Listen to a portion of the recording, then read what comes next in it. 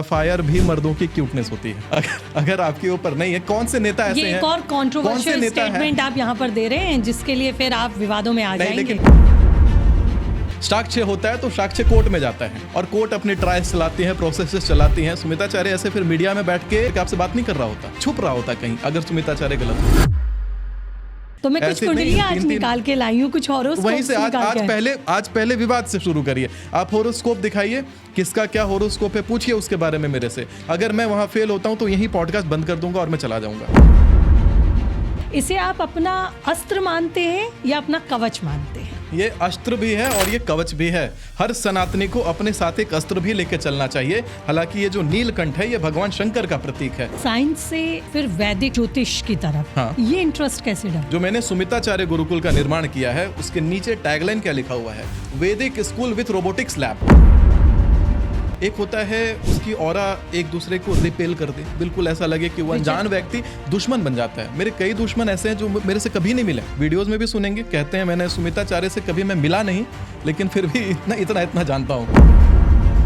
Bhajpa politics में इतना बड़ा नाम बनने वाला है, पूरे इतिहास में हर लोग इसको याद रखेंगे। आने वाले 25 साल तक भाजपा कहीं नहीं जा रहा भारत से। गंधर्व विवाह की श्रेणी कही जाती है। गर्लफ्रेंड बॉयफ्रेंड ये सोचते हैं कि हम लोगों की शादी नहीं हुई तो भी हम लोग साथ हैं तो शादी मान्य नहीं कहलाएगी। नहीं, किसी का जीवन खराब होना है तो लड़के का भी जीवन खराब होगा। लड़की का अगर खराब लिखा था या लड़के का खराब लिखा था तो लड़की का भी खराब होगा। कई सारे आप बाबाओं को देखिएगा, पैर नहीं छुआते, किसी को अपने आप को स्पर्श नहीं करने देते, स्पर्श से बड़ा सतर्क रहते हैं। मेष राशि वाले का मैंने बोल दिया कि भाई तेरे साथ खराब होगा, और फिर 10 मेष राशि वाले जाते हैं। वही तो मैं बता रहा हूँ, क्योंकि आपके ऊपर सवाल भी उठ जाते हैं। मैं ये 2000 बचा हुआ 26 और आधा 2027 कवर कर दूंगा कि उन राशियों के साथ क्या होने वाला है। नमस्कार, स्वागत है आप सभी का आज के इस स्पेशल पॉडकास्ट में, और आपके साथ मैं हूं आपकी दोस्त ज्योति विनय कपूर। तो दोस्तों, हर बार एक खास मेहमान आपके लिए लेकर आती हूं जिनसे होती है विस्तार से बात, वो बातें जो आपसे जुड़ी हुई होती हैं। आज भी बातें होंगी। ज्योतिष आचार्य आज मेरे साथ हैं। कई भविष्यवाणियां और इनके ऊपर लगे आरोपों के चक्कर में ये बहुत विवादित भी रहते हैं, लेकिन विवादों के साथ मैं कहूँ तो इनका चोली दामन का साथ है। इन्हीं विवादों पर आज बात होगी, लेकिन विवादों के साथ बात इनसे आपकी भी करूँगी।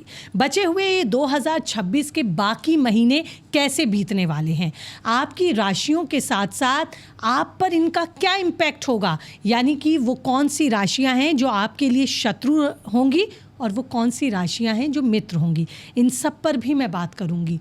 बात होगी वास्तु पर भी, बात होगी एक लाइव टेस्ट की, जो मैं आज अपने साथ कुछ कुंडलियां लेकर आई हूं, कुछ हॉरोस्कोप लेकर आई हूं, जिन पर लूँगी जवाब, क्योंकि आज है मेरे साथ देश के जाने माने ज्योतिषाचार्य सुमित आचार्य जी महाराज। बहुत बहुत स्वागत है सुमित जी आपका मेरे पॉडकास्ट में। बहुत बढ़िया इंट्रो दिया आपने। पहले तो बहुत बहुत धन्यवाद उसके लिए, और बहुत बहुत धन्यवाद और आभार अपने पटल पर आमंत्रित करने के लिए ज्योति जी। सुमित जी, आप देश के जाने माने ज्योतिषाचार्य हैं। अब जी मिलियंस में लोग आपको फॉलो करते हैं, लेकिन जो चीज़ मुझे भी या कई पॉडकास्टर्स को परेशान करती है, आपका अक्सर विवादों में आ जाना। जी, ये क्या वजह है? क्या कभी अपनी कुंडली जांची, कभी अपने ग्रह नक्षत्र देखे कि क्यों आप इतने विवादों में आ जाते? भगवान राम भी जब धरा पर आए थे तो विवाद तो उनके साथ भी हुए थे। तो विवाद कहते हैं मर्दों की क्यूटनेस होती है, और वो होना चाहिए। बिना विवाद के आप कुछ नहीं कर रहे हैं। अगर आपके पास विवाद नहीं है, 4 लोग आपकी आलोचना करने वाले नहीं हैं, तो मतलब आप जीवन में कहीं ना कहीं रुके हुए हैं। मुर्दे के लिए कोई विवाद नहीं रह जाता किसी का। जो मृत हो जाता है उसके बारे में सब अच्छी बातें करते हैं। जो जीवित है वो तो विवाद से घिरा रहेगा, तभी जिंदा है वो। क्या कभी लगता है विवादों से तो मेरा चोली दामन जैसा साथ है? बिल्कुल। मैं बचपन से साथ रहा है विवादों से मेरा बहुत, और मैं बचपन में बड़ा शरारती बच्चा हुआ करता था। साधारण, अगर समझ रहे हैं कि बड़ा शांत बच्चा था, बिल्कुल शांत नहीं था। बचपन से मैं महा शरारती बच्चा हुआ करता था, और छोटी मोटी शरारतें नहीं करता था, मैं बड़ी शरारतें करता था। आपकी भविष्यवाणियों को लेकर अक्सर कुछ लोग आपको घेरते हैं, ट्रॉलर्स आपको घेरते हैं। ये क्यों? मतलब फिर आपको ऐसा नहीं लगता कि इस तरह की भविष्यवाणियां नहीं करनी चाहिए, या इनसे थोड़ा बचाव करना चाहिए? इससे आपकी क्रेडिबिलिटी पर भी सवाल उठते हैं। देखिए, पहली बात ये होती है कि अगर आपको भविष्य के कुछ पल का संकेत अगर आपको भगवान दे रहे हैं, फिर महापाप होगा अगर आप लोगों को उसके बारे में ना बताएं। कहते हैं तमसो माँ ज्योतिर्गमया, असतो माँ सद्गमया, मृत्योर माँ अमृतम गमया।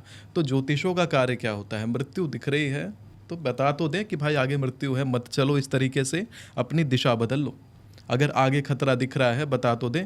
जो ना बताए वो ज़्यादा पापी है। कहते हैं कि कई बार आपको कोई बात पता हो और आप उसको छुपा के रखते हैं तो बात छुपाना भी महाअपराध होता है। कहते हैं होता है ना कि सच बोलना एक पुण्य है, झूठ बोलना एक पाप है, लेकिन कड़वा सच बोलना भी पाप है। तो उसी प्रकार से अगर कोई बात आप छुपाते हैं, मौन रहते हैं, तो वो भी महापाप होता है। जितने सभा में थे जब द्रौपदी का चीर हरण हो रहा था, तो चीर हरण के समय जितने भी कौरव शांत थे, कुछ कौरव उसमें इन्वॉल्व थे, जो कौरव शांत थे, उन कौरव जो चुप थे उनका भी विनाश भगवान श्री कृष्ण ने किया। इसीलिए किया क्योंकि वो चुप थे। चुप रहना भी अपराध होता है। इसीलिए मैं चुप नहीं रहता। जो भविष्य फल मुझे कुंडली के आधार पर या भगवान शंकर के आधार पर समझ में आता है वो मैं लोगों को बताता हूँ। और अमूमन मैं ये दावे के साथ भी कहता हूँ ये बातें कि आपने मेरी अगर 100 भविष्यवाणियों का रिकॉर्ड देखा हो तो 100 में से 95% की सत्यता जिस गणना पद्धति को मैं प्रयोग करता हूँ वो बाकियों से अलग है, क्योंकि मेरी गणना पद्धति ही डिफरेंट है। और अभी आपने लाइफ चैलेंज की बात करी है, कभी और किसी ज्योतिषाचार्य के साथ भी ऐसा ही लाइफ चैलेंज करिएगा और देखिएगा कौन जीतता है। कंपटीशन भी जरूरी है ना, क्योंकि आपके ऊपर आरोप बहुत लग जाते हैं। आरोप तो लगेगा उसी के ऊपर जो कहते हैं ना, जो थोड़ा बढ़िया कर रहा है, जो थोड़ा एक्टिव है, आरोप उसके ऊपर लगेगा। मैं मेहनत बहुत करता हूँ। तो मैं कुछ कुंडलियां आज निकाल के लाई हूँ, कुछ हॉरोस्कोप वहीं से आज पहले विवाद से शुरू करिए। आप हॉरोस्कोप दिखाइए, किसका क्या हॉरोस्कोप है पूछिए उसके बारे में मेरे से। अगर मैं वहां फेल होता हूं तो यही पॉडकास्ट बंद कर दूंगा और मैं चला जाऊंगा। अगर वहां उत्तीर्ण होता हूं तो इसके बारे में बात करने का कोई फायदा है, क्योंकि जनता भी देख रही है। आगे जनता को भी कुछ मुझे गाइडेंस देना है कि भाई आपको जीवन में ये करना चाहिए, ये नहीं करना चाहिए, इन राशियों के साथ उठना बैठना चाहिए, आगे आपका भविष्य ऐसा होने वाला है, कौन सा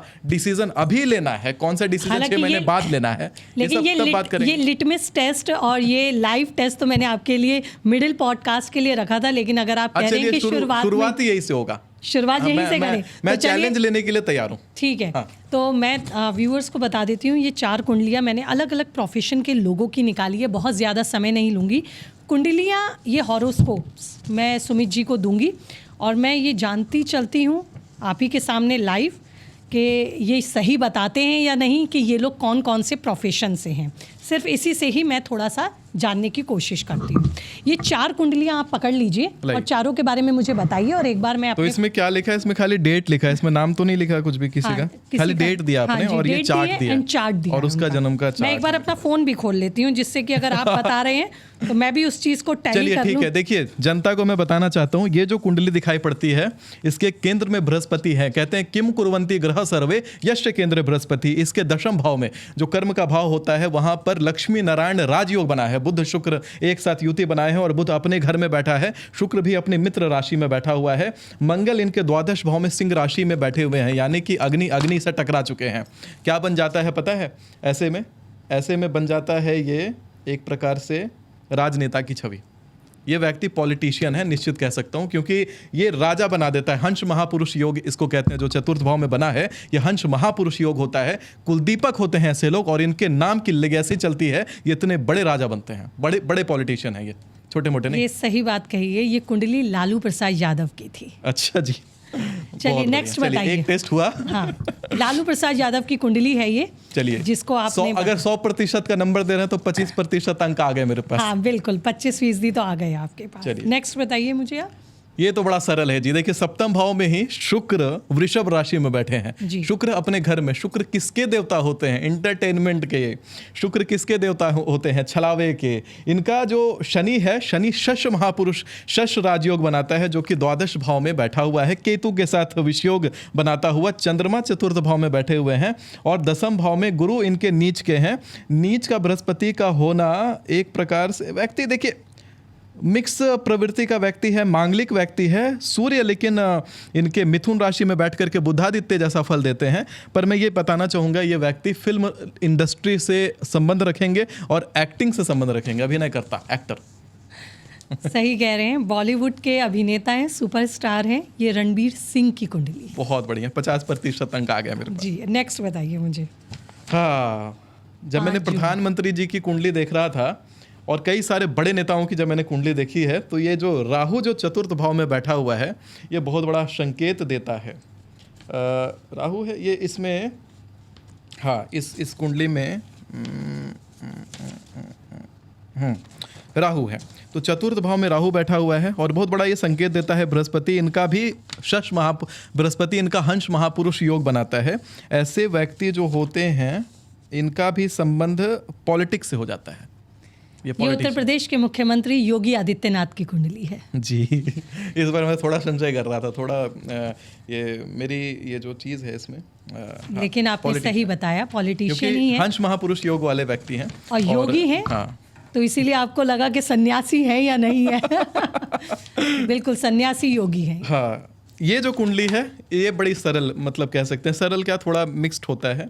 ऐसे व्यक्तियों का विवाह के बाद भाग्योदय हो जाता है और शनि इनके कुंडली के चतुर्थ भाव में बैठ जाते हैं। शश राजयोग चतुर्थ भाव कुंडली के केंद्र में बनना, लक्ष्मी नारायण योग कुंडली के सप्तम भाव में बनना पति बहुत अमीर बना देता है या पत्नी को अमीर बना देता है, विवाह के बाद बहुत ज़्यादा सफलता दे देता है। केतु से संबंध मतलब धर्म से भी संबंधित ये करवा देता है और राहु इनको इंट्यूशन दे देता है। इंट्यूशन का बहुत बड़ा पावर इनके पास आ जाता है। राहु अच्छा है, केतु अच्छा है, ये बिजनेस से संबंध रखेंगे क्योंकि सूर्य और बृहस्पति दोनों के दोनों केंद्र से बाहर हैं, इसीलिए इनका पॉलिटिक्स से संबंध ना होकर बिजनेस से संबंध रहेगा। बिजनेस पर्सन है ये। कौन है? ये नीता अंबानी की कुंडली है। अरे वाह।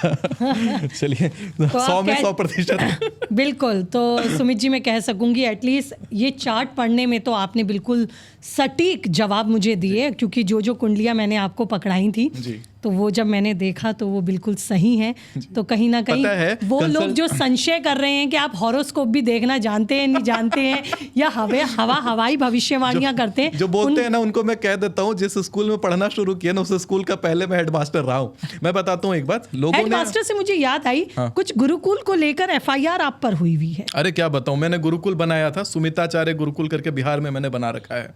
और जब गुरुकुल बन रहा था तो जमीन का, गुरुकुल के अंदर की जमीन के 3 ओनर खड़े हो गए अपने आप। 70-75 साल से ऐसे ओनर खड़े नहीं हो रहे थे और मुझे लगा यार कैसा पुरुष हूं मैं, अगर मेरे पुरुषार्थ के होते हुए मेरे परिवार के सामने से कोई ये जमीन का टुकड़ा लेकर के निकल जाए। लोग बात कर रहे थे यहाँ पे कसाई खाना खोलेंगे, अच्छा लगेगा, गुरुकुल पीछे चल रहा है, सामने कसाई खाना खुल जाएगा। वो बात मुझे पच नहीं रही थी और ये बदमाशी करने के लिए या हमें परेशान करने के लिए, गुरुकुल को की व्यवस्था को डुबाने के लिए, सोचिए धर्म का एक स्थान बन रहा है और धर्म के स्थान पर इतना ज़्यादा परेशान करने का दिमाग लगाना लोगों का, ये बात मुझे ठीक नहीं लगी। और वो बात ना ठीक लगना मेरा और मेरा आगे बढ़ करके आगे आना, और चूंकि मैंने अपने ही बाहुबल का प्रयोग करा, हर तरीके से मैंने गुरुकुल का निर्माण किया। पुरुषार्थ के बिना, कहते हैं कि जमीन, कहते हैं हमारे बिहार में एक बड़ी कहावत है, जोरू जमीन केवल जोर के नहीं तो कोई और के। मतलब जो जिसके पास बल है उसके पास से जमीन आएगा और उसी के पास कन्या आएगी, नहीं तो वो फिर आपके पास नहीं टिकती। तो जमीन अगर मेरे हाथ से निकल जाए तो मेरा पुरुष होने का कोई मतलब नहीं निकलता, फिर नपुंसक लगाना पड़ता नाम के साथ में। फिर मैं श्री सुमिताचार्य जी महाराज नहीं लगाता, दूसरा नाम लेकर के घूम रहा होता, कोई फंकी नाम लगा दिया होता मैंने अपना। नहीं, मुझे उस चीज़ को लेके चलना था और मैंने अपने नाम से गुरुकुल बनाया और आज उसी धरा पे मैंने गुरुकुल बनाया। सारे विवाद पे लड़ करके, जीत करके, हर तरीके से मैंने गुरुकुल बनाया। बनाने के बाद लोगों को जब बातें हजम नहीं हुई थी, कहीं और का कुछ और रहा, लड़के बच्चों की लड़ाइयाँ थी, 19-20 साल के बच्चों की लड़ाइयाँ थी, गार्जियंस को और जितने उधर के नामी ग्रामी जितने चेहरे रहे उस क्षेत्र के, उन सब का नाम 12-11 लोगों का नाम बना करके एक FIR कॉपी बनाई गई थी। तो वही कहते हैं FIR भी मर्दों की क्यूटनेस होती है।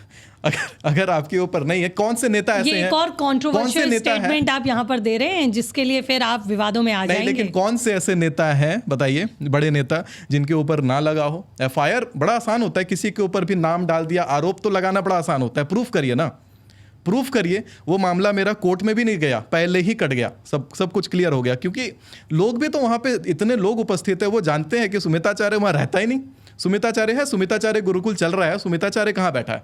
सुमिताचार्य आज आपके साथ बैठ के पॉडकास्ट करता है। सुमिताचार्य कभी रांची होता है, कभी साउथ इंडिया होता है, कभी मुंबई होता है। सुमिताचार्य बिहार में बैठा नहीं होता, सुमिताचार्य गुरुकुल चल रहा है और सुमिताचार्य के 51 गुरुकुल और चलेंगे। हो सकता है और शहरों से और नकली FIR लगा दिया जाए, लेकिन वो FIR बदनाम करने की साजिश होती है, क्योंकि साक्ष्य होता है तो साक्ष्य कोर्ट में जाता है और कोर्ट अपने ट्रायल्स चलाती है, प्रोसेसेस चलाती हैं। सुमिताचार्य ऐसे फिर मीडिया में बैठ के कैमरे में बैठ करके इस नामी ग्रामी स्टूडियो में बैठ करके आपसे बात नहीं कर रहा होता, छुप रहा होता कहीं, अगर सुमिताचार्य गलत होता। इसीलिए मीडिया ट्रायल तो एटलीस्ट आप फेस कर ही रहे हैं। मीडिया फेस करो, मैं रोज फेस कर रहा हूं, मैं आए दिन मीडिया में बैठा हूं। और इनफैक्ट ये भी कह रहा हूं कि स्वामी विवेकानंद ने कहा था कि ट्रुथ शैल स्पीक लाइक थंडरबोल्ट। थंडरबोल्ट के जैसा अगर बोल रहा है कोई तो उसमें सत्यता होती है, वही गरज के बोल सकता है। अन्यथा जितने गलत लोग होते हैं उनकी नजरें छुपती हैं, पहले तो लोगों से छुपते फिरते हैं। गलत हो तब तो मैंने लड़ा है लोगों के लिए, मैंने गुरुकुल बनाया है। वहाँ गुरुकुल में कितने बच्चे ऐसे पढ़ते हैं जिनके माता पिता नहीं हैं, कितने बच्चे ऐसे पढ़ते हैं जो सक्षम नहीं हैं।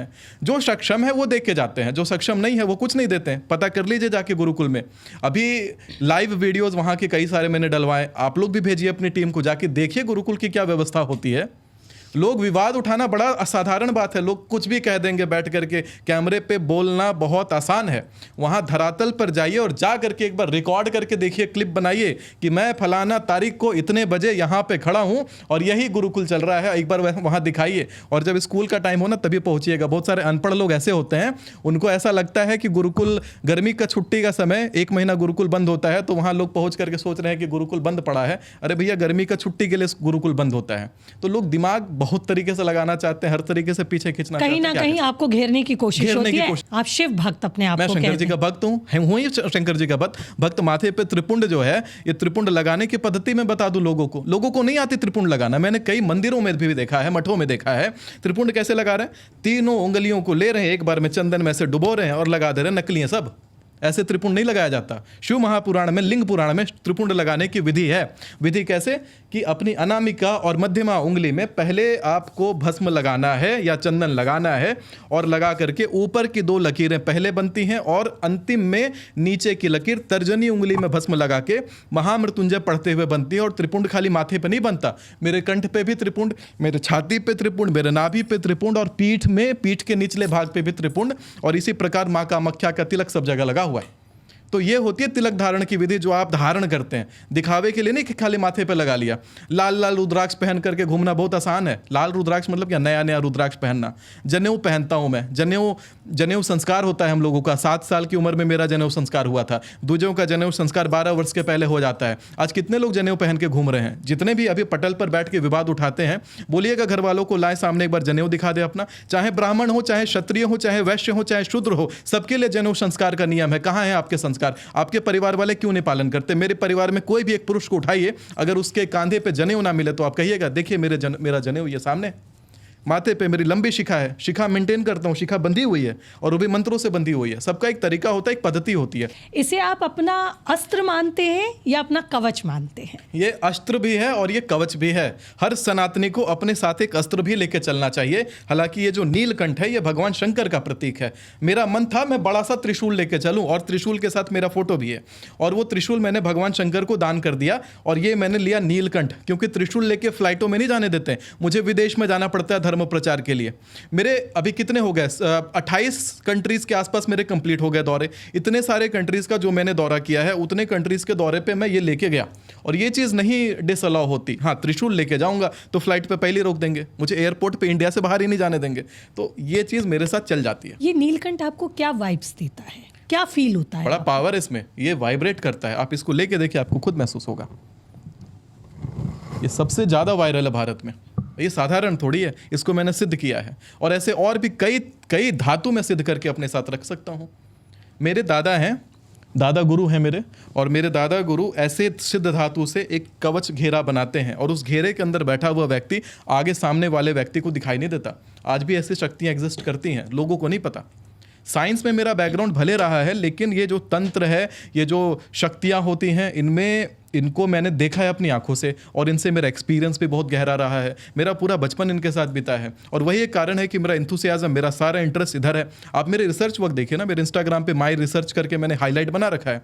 कितने सारे रिसर्च हैं मेरे। रिसर्च कहाँ कहाँ पब्लिश हुए? न्यूयॉर्क में पब्लिश हुआ मेरा रिसर्च, ब्रिटेन में पब्लिश हुआ, मेरी लिखी साइंस फिक्शन की किताबें हैं। मेरे कितने 75 आविष्कार कंप्लीट हो गए। 18 की उम्र में ही मेरे 28 आविष्कार थे। सारे न्यूज़पेपर मेरे बारे में छापते थे। आज से मीडिया में नहीं हूँ, मीडिया में बहुत पहले से। मैं 9वीं क्लास क्लास में था तब से मेरे बारे में बैक टू बैक आर्टिकल छपते हैं। 7वीं से लाइमलाइट में रहा हूँ साइंस को लेकर के। पद्म नॉमिनेशन तक मेरा नाम गया था, वो भी साइंस को लेकर के। बहुत कम एज का, one of the youngest Padma nomination के लिए मेरा नाम गया था। तो ये जो सारी चीज़ें लोग इसको नहीं देख पाते, पीछे का स्ट्रगल, पीछे का वक्त, वो लोगों को दिखाई नहीं देता। लोगों को ये दिखाई देता है कि हो सकता है सुमिताचार्य पैसे लगा करके मीडिया में खड़ा होता है। कौन से पैसे दिए? कोई भी एक चैनल उठा के देखिए, कोई एक चैनल को मैंने पेमेंट किया हो, चैनल्स मुझे पे करते हैं, लोग मुझे पे करके जाते हैं। मैं किसी को पे नहीं करता। पैसे के बल पे नहीं खड़ा हूँ। आज खड़ा हूँ तो टैलेंट के बल पे खड़ा हूँ। आज मैं अपने कामों के बल पे खड़ा हूँ। तो यही है विवादों के पीछे की साक्ष्यता। लेकिन सुमित जी, साइंस से फिर वैदिक ज्योतिष की तरफ हाँ। ये इंटरेस्ट कैसे डेवलप? बहुत बढ़िया क्वेश्चन पूछा आपने। जो मैंने सुमिताचार्य गुरुकुल का निर्माण किया है, उसके नीचे टैगलाइन क्या लिखा हुआ है? वैदिक स्कूल विथ रोबोटिक्स लैब। आज के समय में आप अपने बच्चे को भेजेंगे जहां खाली मंत्र की शिक्षा होती हो, आप सोचेंगे मेरा बच्चा जाके बनेगा पंडित, किसी मंदिर में घंटी हिला रहा होगा या फिर दर्शन कराने की भीड़ में खड़ा होगा। नहीं, वो नहीं कराना ना। मुझे लाना है वापस वैमानिक शास्त्र का नियम। भारत में लाखों गुरुकुल चला करते थे, अपने साइंटिफिक इंडेवर के बल पे चला करते थे। सुश्रुत जैसे चिकित्सक भारत से निकले, भारत से ही विमान का खोज हुआ, भारत से ही शून्य का खोज हुआ, भारत से ही मैथमेटिक्स निकला, भारत से ही रोबोटिक्स निकला। बारबरिक रोबोट के जैसा ही उनको दिखाया गया है महाभारत में। भारत से ही आप देखेंगे कि अगस्त मुनि ने बताया बैटरी कैसे बनती है, विद्युत ऊर्जा के बारे में। ये अंग्रेजों ने तो खाली ट्रांसलेट करा है। मैं पढ़ा दूंगा नारद पुराण। नारद पुराण में लिखी हुई जो बातें हैं, पाई जो पढ़ते हैं हम लोग मैथ में 22/7, वो नारद पुराण में लिखा हुआ है। अभी साइंस क्या जानता है कि ब्रह्मांड की शुरुआत हुई बिग बैंग से। हम जब पूजा करने बैठते हैं ना ज्योति जी, तो पूजा में सबसे पहले हम यही बात बोलते हैं कि ब्रह्मांड हमारा वाला बिग बैंग से शुरू हुआ है और ऐसे ऐसे अखंड ब्रह्मांड और हैं। ये जो मल्टीवर्स और मल्टी वर्ल्ड इंटरप्रिटेशन के लोग बातें करते हैं, हम पूजा में सबसे पहले वो बात बोलते हैं। जो धर्म की जो नींव है वही वैज्ञानिक है, तो फिर मैं विज्ञान से परे कैसे? इसीलिए विज्ञान मैंने जब पकड़ा, विज्ञान पढ़ते पढ़ते पढ़ते पढ़ते आप धर्म में ही पहुंच जाएंगे, आप भगवान में ही पहुंचेंगे। एक ऐसा फेज आएगा पढ़ते पढ़ते कि आपको लगेगा इसके आगे विज्ञान आंसर नहीं कर सकता, इसके आगे केवल धर्म आपको जवाब देगा, क्योंकि धर्म उससे ज्यादा उन्नत है। आखिर क्या साइंस है? अभी सामने है ना ये जो कुंडली आपने दिखाई मुझे, इस कुंडली के पीछे क्या साइंस है कि भाई पृथ्वी से लाखों किलोमीटर दूर बैठे हुए ग्रह हैं और उन ग्रहों का क्या ऐसा प्रभाव पड़ा कि ये जो व्यक्ति है अपने जीवन में ये नीता अंबानी, हाँ नीता अंबानी, हाँ ये जो व्यक्ति हैं ये अपने जीवन में बिजनेस मैन से विवाह करेंगे। ऐसा क्या ग्रह स्थिति बना? ये तो उनके जन्म के समय बना था। कोई नहीं कह सकता था कि ये जिएंगे कि मरेंगे। कोई नहीं कह सकता था कि अमीर होंगी कि गरीब होंगी। कोई नहीं कह सकता था कि बाढ़ में बह जाएंगी कि ये ग्रो कर रही होंगी। या फिर ये जो व्यक्ति आप देख रहे हैं ये पॉलिटिक्स में जाएगा। कैसे ये बातें सामने फिर आती हैं? ये ग्रह को देख करके जब ये काम ही नहीं करते हैं तो फिर ये कैसे? तो इसके पीछे का विज्ञान अभी भी डिकोड नहीं कर पाया है। मैं कहता हूं वैज्ञानिकों को, आपने देखा भी सामने डेमोन्स्ट्रेशन। अब बताइए, एक डेमोन्स्ट्रेशन गलत हो सकता था। अगर मैंने ये कहा कि 50% अंक मुझे इसमें मिलता, 2 सही होता 2 गलत होता, तो समझते हैं कि तुक्का है। 100% सही क्यों गया? आपने सही डेटा दिया, आपने सही हुआ। अब डेटा हो सकता है गलत दे देंगे, मुझे डेट ऑफ बर्थ गलत बताएंगे तो गलत कुंडली निकल सकती है।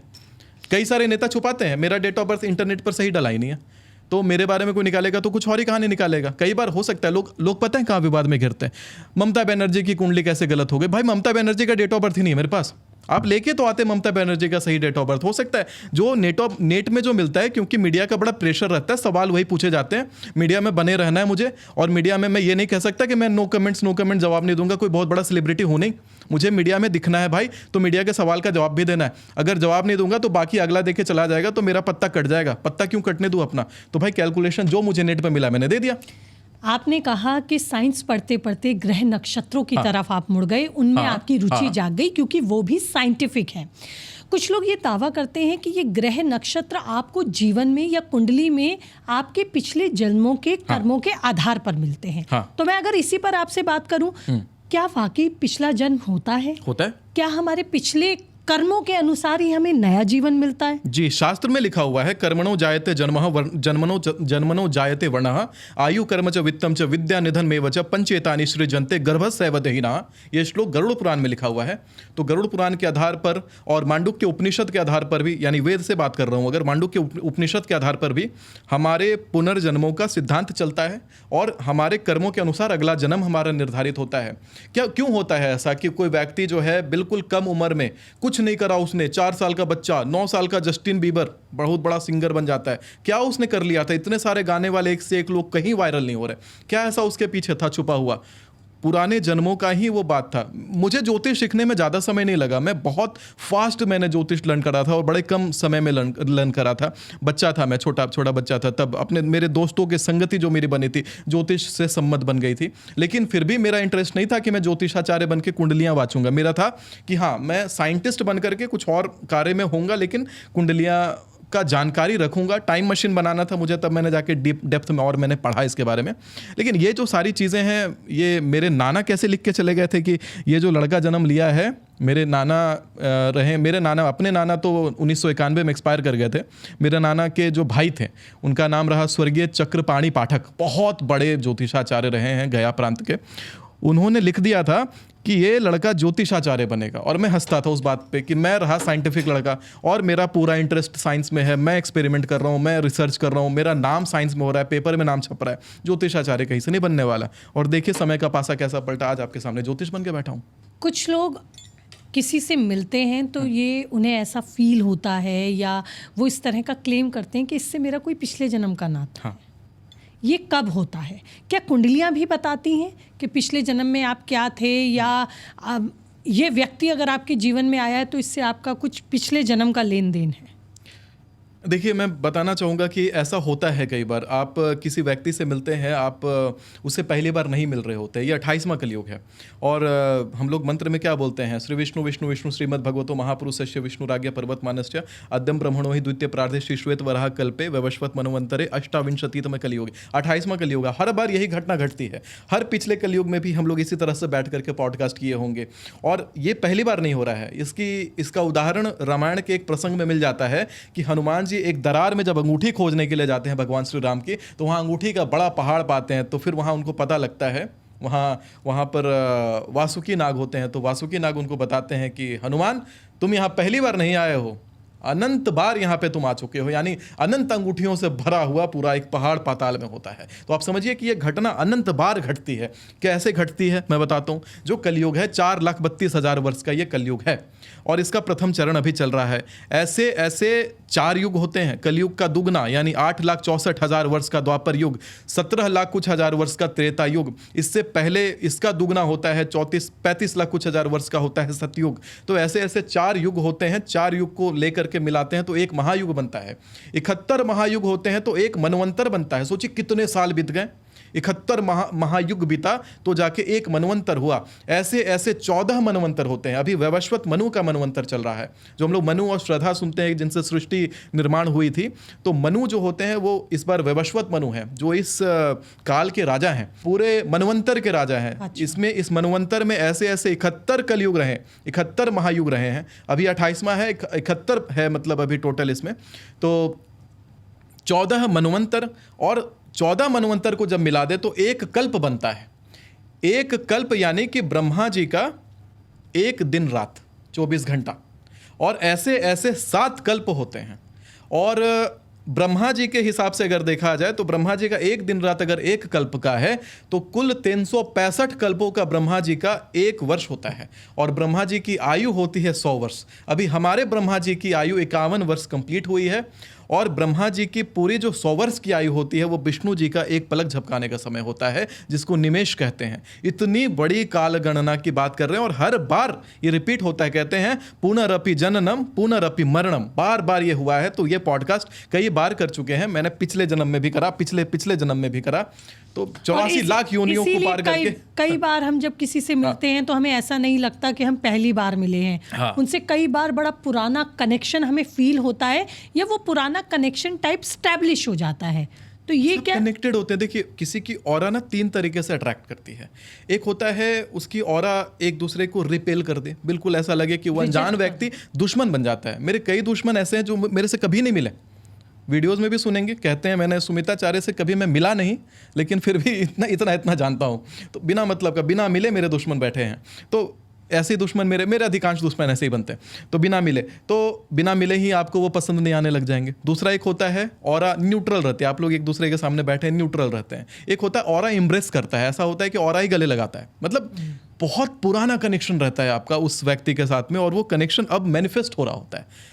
क्योंकि ये जो काल है ना, ये इल्यूजन है। मैंने कहा ना कि पूरा जो ब्रह्मांड है वो एक तरह का माया है, और इसमें भूत भविष्य वर्तमान ये सब माया है, ये कुछ नहीं है। अगर वर्तमान वास्तविकता देखा जाए तो सब कुछ एक ही प्लेन पर एग्जिस्ट करता है, सब एक साथ हो रहा है, एक ही पॉइंट पर ब्रह्मांड बन भी रहा है, एक ही जगह पर ब्रह्मांड खत्म भी हो रहा है। वही तो दिव्य दृष्टि होती है जो अर्जुन को भगवान श्री कृष्ण ने दिखाया था। कैसी होती है दिव्य दृष्टि, मैं आपको अनुभव कराता हूँ। ये मेरे पास ये आज एक पेपर का ये जो मेरे पास टुकड़ा है, अगर इस पेपर के टुकड़े के ऊपर मैं एक ऐसे रेक्टेंगल बना दूँ और इस रेक्टेंगल के ऊपर एक मैं चींटी बना दूँ, तो ये जो चींटी है ये रेक्टेंगल के बाहर नहीं देख सकती, ये रेक्टेंगल के अंदर ही देखेगी। लेकिन वही इसको दिव्य दृष्टि देना हो तो मैं क्या करूँगा कि इस चींटी को इस मार्कर के टिप पे उठाऊंगा और मैं बोलूँगा देख ये कितना बड़ा रेक्टेंगल है, और ये रेक्टेंगल एक पेपर के ऊपर है, और सामने इस रेक्टेंगल को बनाने वाला क्रिएटर मैं हूँ और मुझे भी बनाने वाले क्रिएटर और हैं। ऐसी होती है दिव्य दृष्टि, यानी कि इसका भूत भविष्य वर्तमान, यानी या चींटी आगे जाए या पीछे जाए, ऊपर जाए या नीचे जाए, वो उसका भूत भविष्य वर्तमान है। लेकिन मैं अगर क्रिएटर के जैसा देखूं तो चींटी आगे जा रही है, पीछे जा रही है, ऊपर जा रही है, नीचे जा रही है, मैं तो चारों साइड को एक बार में देख रहा हूं। तो मेरे लिए इसका पूरा इतिहास भविष्य सब कुछ सामने है और एक ही बार में दिख रहा है। तो चींटी जैसे ही उठ के बाहर आती है इस रेक्टेंगल से, तो चींटी देखती है अरे मेरा भूत भविष्य वर्तमान तीनों मुझे दिखाई पड़ता है। ज्योतिष के माध्यम से इसी रेक्टेंगल का ये जो पन्ने हैं उसको हम अनफोल्ड करने का कोशिश करते हैं। जो विज्ञान स्थूल तत्वों का परीक्षण करता है, विज्ञान मतलब क्या? विज्ञान मतलब विशिष्ट ज्ञान। किसी सब्जेक्ट के ऊपर आप एनालिसिस करते हैं एक्सपेरिमेंट कर करके, तो उसके बारे में जो आपको रिजल्ट प्राप्त होता है वो विज्ञान है। उसको एनालाइज करके आप जो पाते हैं कि मैंने किसी को थप्पड़ मारा तो मुझे भी, मेरे हाथ में भी चोट लगा है, तो वो विज्ञान है। तो विज्ञान के माध्यम से स्थूल चीज़ों को देख करके आप कभी नहीं समझ सकते कि ग्रहों की चाल हमें कैसे इंपैक्ट करती है। और ये चीज़ और है, विज्ञान में एक चीज़ और होती है। अभी क्वांटम कंप्यूटर चलते हैं, लोग सोचते हैं ना कि ये एक जर्मन शेफर्ड करके है, कोई राठी फाटी करके, तो वो व्यक्ति क्या सवाल कर रहा था कि दूर बैठा शनि कैसे पृथ्वी पर बैठे हुए लोगों का जीवन निर्धारित कर सकता है? दूर बैठा हुआ बृहस्पति जो पृथ्वी से इतना दूर है, कोई लेना देना नहीं है, फिर वो कैसे निर्धारित कर सकता है? मैं बताता हूँ। ब्रह्मांड के किसी भी दो कोने में ये जो क्वांटम पार्टिकल होते हैं जिसके आधार पर क्वांटम कंप्यूटर आज चल रहा है, उन पार्टिकल को कहीं भी रख दूं, दोनों में कोई तार नहीं जुड़ा, कोई कनेक्शन नहीं है, एक पार्टिकल को थोड़ा सा हिलाया, वो पार्टिकल भी वहां वैसे ही हिल गया। क्वांटम इंटेंगलमेंट कहते हैं। मतलब ब्रह्मांड पूरा का पूरा ब्रह्मांड एक दूसरे से जुड़ा हुआ है, कोई अलग नहीं है। तभी तो हमारे वेदों में कहते हैं अहम ब्रह्मास्मि, यानी ब्रह्मांड पूरा मेरे भीतर है। I am the centre of this universe. जो मैं सोच रहा हूं वही होगा, जो मैं चाह रहा हूं वही होगा। तो उस चीज को मैनिफेस्ट तो करिए, एक बार पहचानो तो तुम कौन हो। कई बार कहते हैं आपका ऑरा कमज़ोर हो जाता है। ये ऑरा क्या होता है? क्योंकि कई लोग ये दावा भी करते हैं जब आपका ऑरा कमज़ोर हो जाता है तो आप कमज़ोर पड़ने लगते हैं, आप बीमार पड़ने लगते हैं, आप असफल होने लगते हैं। क्या ऑरा इतना महत्व रखता है? ये क्या है? हर व्यक्ति का एक ऊर्जा का आवरण होता है। आप केवल अपने शरीर तक सीमित नहीं है। कोई व्यक्ति अपने इस कमरे में अभी प्रवेश कर जाए तो उस व्यक्ति के प्रवेश करने से हमारे थॉट्स पर, हमारे बातों पर असर पड़ता है। मतलब उस व्यक्ति का ऑरा कहीं ना कहीं हर कुछ को प्रभावित करता है। तो हर व्यक्ति का एक आवरण होता है ऊर्जा का। कुंडली के अंदर अगर देखा जाए तो कुंडली के अंदर बृहस्पति, सूर्य, चंद्रमा, शनि, राहु, केतु सब कुछ हर व्यक्ति के ऑरा को निर्धारित करते हैं। और वही ऑरा उसके शरीर के बाहर का लौ, जैसे एक दिए की लौ होती है, तो लौ जो पीली रंग की जो जलती हुई होती है वो हो गया स्थूल। लेकिन उससे जो प्रकाश फैल रहा है वो प्रकाश तो हर जगह जा रहा है। हमारे मस्तिष्क में भी जो थॉट्स चल रहे हैं, सिग्नल्स आ रहे हैं, वो भी प्रकाश हर जगह फैल रहे हैं। तो उसी प्रकार से वो व्यक्ति अगले के ऑरा के साथ कैसे बात करने वाला है, कैसा संपर्क करने वाला है, यानी वो दिए की अगर लौ है तो दिए की लौ वहाँ पे आग लगा देगी या केवल वो प्रकाश फैला के आएगी, वो निर्भर करता है कि दोनों की कुंडलियों का मैचिंग कैसा है। इसीलिए मैं ये मानता हूँ कि अगर आपको किसी के साथ दोस्ती भी करनी है तो कुंडली मिलान करना चाहिए। हो सकता है कि वो व्यक्ति पनौती निकल जाए आपके जीवन में, उसके आते ही जीवन की लंका लगने लग जाए, यानी हर जगह से परेशान, जो बनता हुआ काम है वो बेकार होने लग जाता है। कई बार ऑफिसेस में ऐसे स्टाफ आते हैं, ऐसे नए हायरिंग होती है और हायरिंग में कोई ऐसे नेगेटिव स्टाफ पहुंच जाते हैं जिसके आते ही ऑफिस में हर जगह खराब वातावरण, हर जगह लड़ाई झगड़ा, बॉस के घर में कलेश शुरू हो जाता है और ऊपर से काम धंधा सब चौपट, आता हुआ काम बिगड़ने लग जाता है। तो क्या ये ग्रह नक्षत्र हमारे ऑरा को भी मैन्युफैक्चर करते हैं? टोटल हर कुछ जो भी आपसे संबंध रखता है सब कुछ ग्रहों से डिकोड किया जा सकता है और सब कुछ ग्रहों से प्रभावित होता है। रास्ता आसान कर देगा। पहले बता तो दे, पहले जान तो लो कि बनोगे कि नहीं बनोगे। कुंडली में है भी हो कि गलत जगह मेहनत कर रहे हो, जो फील्ड में जाना है वहां जा ही नहीं रहे, तुम कुछ और कर रहे हो। तुम्हें बनना था स्पोर्ट्स पर्सन और तुम लगे पड़े हो आईएएस बनने में। क्यों लगे हो वो बताएगा सुमिताचार्य कि भाई तुम्हारी कुंडली में ये है, इस फील्ड में जाके काम करो। कैसे इनको, अगर अब यही नीता अंबानी जी को या ये आ गए अभी अपने ये पॉलिटिशियन आ गए, हाँ, तो जो पॉलिटिशियन भाई साहब आ गए इधर, योगी जी की कुंडली, हाँ, पॉलिटिशियन भाई साहब आ गए, तो जो पॉलिटिशियन आ गए, योगी आदित्यनाथ जी आ गए, अब इनको रहता है कि नहीं मैं पॉलिटिक्स के अलावा कुछ और मैं ट्राई करता हूँ। भाई उनको सक्सेस नहीं मिलती, पॉलिटिक्स करने से सक्सेस मिली है। और मैं ये भी दावे के साथ कह रहा हूँ आने वाले समय में देश के प्रधानमंत्री बन सकते हैं योगी आदित्यनाथ जी, ये भी बोल रहा हूँ। भाजपा इतना बड़ा चेहरा, भाजपा पॉलिटिक्स में इतना बड़ा नाम बनने वाला है, पूरे इतिहास में हर लोग इसको याद रखेंगे।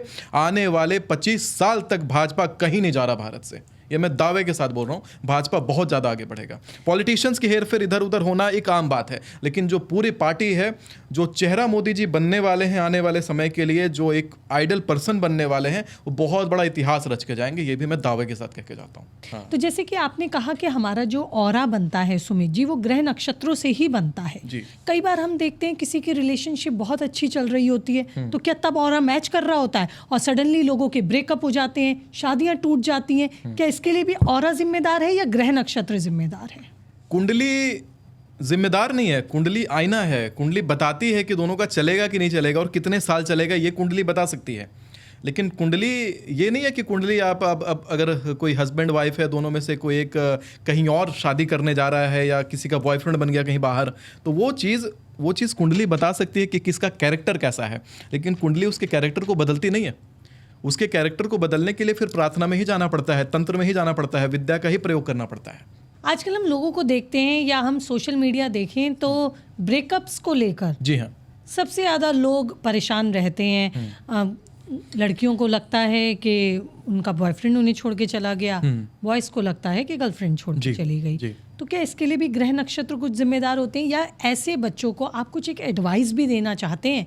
उपाय या रेमेडीज तो आप दें जो दें, लेकिन मैं एक एडवाइस भी आपसे ज़रूर चाहूँगी क्योंकि यंगस्टर आपको फॉलो करते हैं। देखिए, मेरा ये मानना है कि जब भी आप किसी से संबंध में आते हैं तो आप उसके साथ उसके ऑरा को एक्सचेंज करते हैं। यानी कि कई बार ऐसा हो सकता है कि जो महिला हो या जो पुरुष हो जिसके संबंध में आप आए हैं, उसका जीवन बहुत स्ट्रगल लिखा हो उसके जीवन में और आपके जीवन का भाग्य बड़ा उज्जवल लिखा हो, लेकिन आपका जय हुई संपर्क बना तो 50% आपका भाग्य उसको और 50% उसका भाग्य आपको मिल जाता है। यानी आधे आधे के अधिकारी हो जाते हैं। गंधर्व विवाह की श्रेणी कही जाती है। गर्लफ्रेंड बॉयफ्रेंड ये सोचते हैं कि हम लोगों की शादी नहीं हुई तो भी हम लोग साथ हैं तो शादी मान्य नहीं कहलाएगी। नहीं, आप लोग गंधर्व विवाह कर चुके हैं और गंधर्व विवाह की श्रेणी के कारण दोनों आधे आधे कर्मों के भागी बनेंगे। किसी का जीवन खराब होना है तो लड़के का भी जीवन खराब होगा। लड़की का अगर खराब लिखा था या लड़के का खराब लिखा था तो लड़की का भी खराब होगा। तो अगर इतना आप कहते हैं ना कि बियर करने के लिए तैयार हैं तो फिर आप रिलेशनशिप में आइए उस व्यक्ति के साथ में, अन्यथा अपने ऑरा को भाई बचा के रखिए। कई सारे आप बाबाओं को देखिएगा पैर नहीं छुआते, किसी को अपने आप को स्पर्श नहीं करने देते, स्पर्श से बड़ा सतर्क रहते हैं। तो फिर रिलेशनशिप आपको लगता है कि आपको आपकी ऑरा को बचा के रखती है।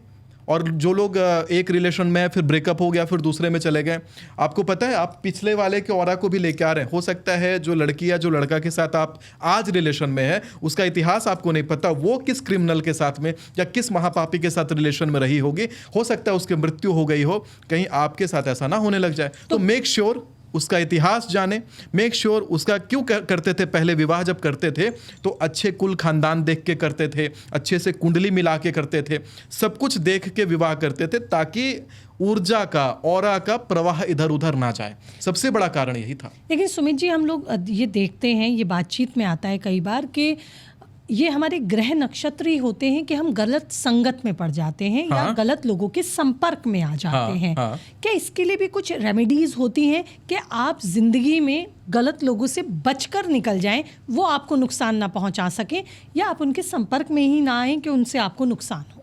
देखिए, कुंडली सबको देखनी आती है। मैं चाहूंगा कि जनता भी थोड़ा सा कुंडली देख करके ये समझ जाए अगले वाले का कैरेक्टरिस्टिक कैसा हो सकता है।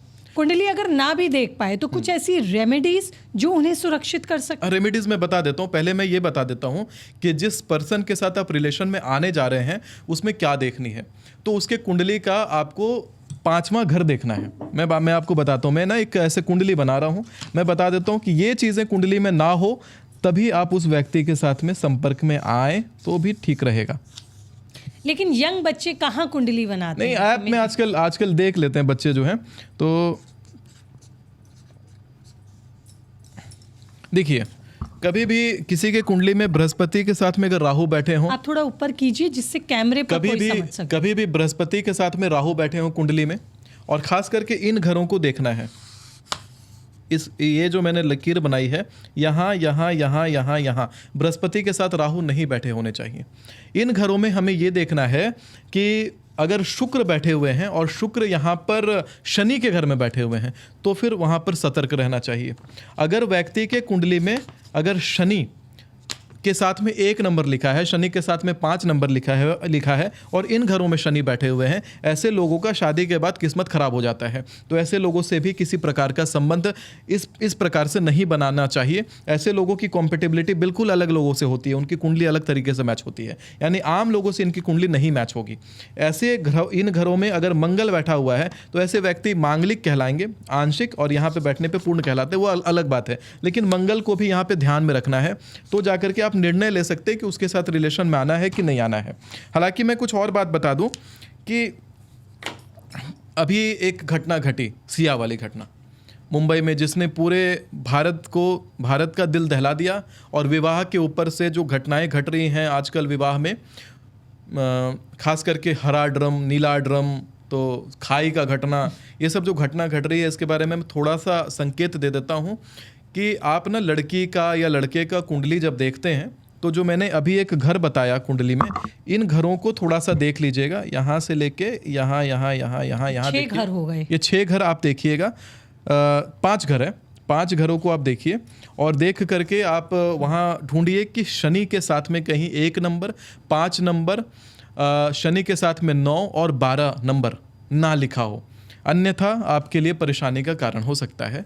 मतलब उनकी कुंडली, ऐसा नहीं है कि वो सब क्रिमिनल्स हो जाएंगे, उनकी कुंडली का कॉम्पेटिबिलिटी बहुत कम लोगों के साथ बनता है। तो आजकल तो बच्चे एआई के जरिए भी अपने फ्रेंड्स की डेट ऑफ बर्थ लेकर आराम से कुंडली बना सकते हैं। ये देख लें। और इस चीज़ को तो वाकई आप लोग आसानी से देख सकते हैं, समझ सकते हैं, और इन ग्रहों की आप हेल्प ले सकते हैं कि अगर ये 5 घर, ये 5 बॉक्सेस में अगर जो सुमित जी ने बताया अगर है तो बी केयरफुल, और इन्हीं 5 घरों में अगर शुक्र बैठा हुआ है, अगर किनको लगता है कि उनका बॉयफ्रेंड या उनका गर्लफ्रेंड उनके ऊपर चीट करेगा या नहीं करेगा, अगर ऐसी बात जानने की इच्छा कहीं उनके मन में आती है तो इन 5 घरों को देख करके वहाँ ढूंढिए कि वहाँ कहीं शुक्र यानी कि वीनस तो नहीं बैठा। इन 5 घरों में अगर वीनस बैठा है तो ऐसे लोग बड़े चंचल हो जाते हैं रिलेशनशिप के मामले में। वहाँ थोड़ी सावधानी और किसी योग्य ज्योतिषाचार्य से सलाह लेना चाहिए। मैं ये नहीं कहूँगा कि चीट करेंगे ही, लेकिन संभावना बढ़ जाती है ऐसे घरों में अगर शुक्र बैठा हो तो।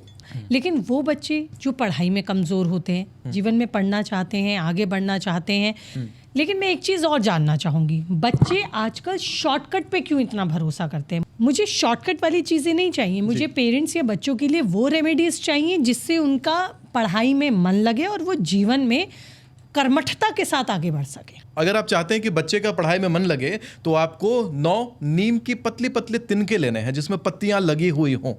उन पत्तियों को आप मंगलवार के शाम के समय में उन तिनकों से निकाल के अलग कर देंगे और 9 जो सीके बच गई हैं, जो तिनके बच गए हैं, उन 9 तिनकों को लेंगे, 5 हल्दी की गांठ लेंगे, गांठ वाली हल्दी लेंगे और 1 मोर का पंख लेंगे। इन सब को लेकर के ओम नमो कालिके नमस्तुभ्यम बोल करके और हाथ में बांधने वाला लाल कलावा धागा 5 बार बना करके एक गांठ बना करके वो एक बुके के जैसा वो तैयार हो जाएगा।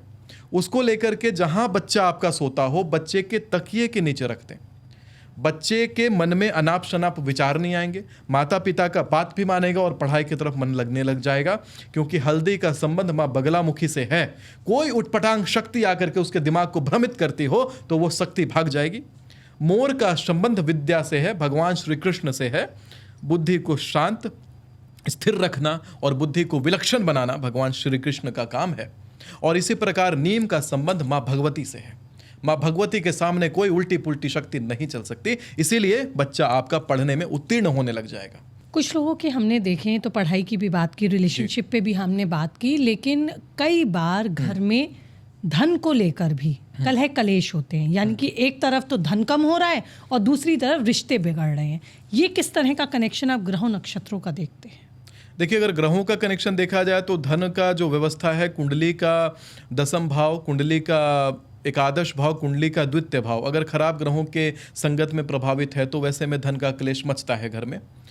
वैसे में करना क्या चाहिए, अगर धन की समस्या लोगों के जीवन में चल रही है तो आपको पंचयज्ञ विधि का पालन करना चाहिए। और साथ में एक विधि मैं आपको बता रहा हूँ, उससे कोई भी व्यक्ति बहुत ही कम समय में करोड़ों का मालिक हो जाता है।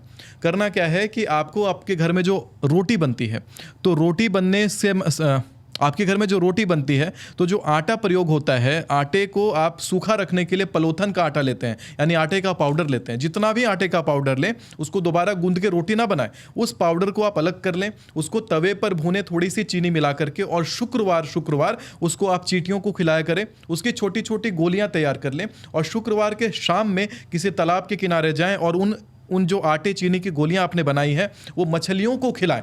मछलियां जब उसको खा करके उत्तीर्ण होंगी तो आप देखेंगे कि आपके जीवन में धन का प्रवाह अपने आप बनने लग जाएगा। बड़ा सरल साधारण विधि है और हर किसी सनातनी को करना चाहिए। सुमित आचार्य जी, अभी हमने देखा कि आपने काफ़ी उपाय भी सबको बताए, लेकिन अगर मैं बात करूं उन बचे हुए महीनों की जो 2026 में बचे हैं, कई ज्योतिषाचार्यों को हमने देखा है कि वो इस राशि के साथ ये अच्छा होगा, ये बुरा होगा, बात ख़त्म हो जाती है। मैं यहाँ ये जानना चाहती हूँ, ये जो बचे हुए महीने हैं, किस राशि के लिए, कौन सी राशि के जातक शुभ होंगे, कौन से अशुभ होंगे, और मुझे ये सब कुछ ना लाइव कैलकुलेशन से समझना है। ऐसे नहीं कि आपने बोल दिया कि भाई ये वाला महीना जो है इस राशि के लिए अच्छा है, ये वाला इनके लिए अच्छा है, ये नहीं करिए, ये नहीं। बड़ा अच्छा सवाल किया। पता है क्या है कि ये अक्सर मैं देख रहा हूँ चैनलों पर भी, एक राशि के लिए अच्छा बोल दिया जाता है, एक के लिए खराब बोल दिया जाता है, दो के लिए अच्छा, दो के लिए खराब, तो बड़ा साधारण है ना। फिर तो कोई भी उठ के आ जाए और राशिफल बोलने लग जाए। हर किसी के साथ कुछ मेष राशि वाले का मैंने बोल दिया कि भाई तेरे साथ खराब होगा, और फिर 10 मेष राशि वाले जातकों के साथ अच्छा, वही तो मैं बता रहा हूँ, क्योंकि आपके ऊपर सवाल भी उठ जाते हैं। 10 के साथ अच्छा बता दिया, 10 के साथ खराब हो गया तो उसने रिलेट कर लिया अपने आप। इसी प्रकार वृषभ राशि, तो हर राशि वाले जो हैं कहीं ना कहीं कुछ रिलेट करने लग जाते हैं, तो वो काम नहीं करना। आज मैं भी वही चाह रहा था आपके साथ कि मैं ना लाइव समझाऊं, लोगों को दिखाऊं कि भाई राशिफल निकलता कैसे है, राशिफल आखिर बनाया कैसे जाता है। तो जो ये 12 राशियां हैं, हाँ, सबकी कुंडली, हर राशि की कुंडली, आने वाले 6 महीने नहीं, मैं ये 2000 बचा हुआ 26 और आधा 2027 कवर कर दूंगा कि उन राशियों के साथ क्या होने वाला है